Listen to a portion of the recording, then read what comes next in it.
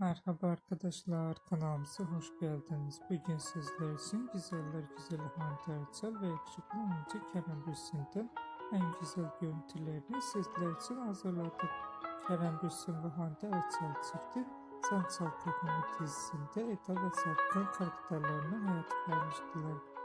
Herkes gibi biz de onları birbirine yakıştırıyoruz. Biz de sizler için onların en güzel ve en romantik fotoğraflarını hazırladık.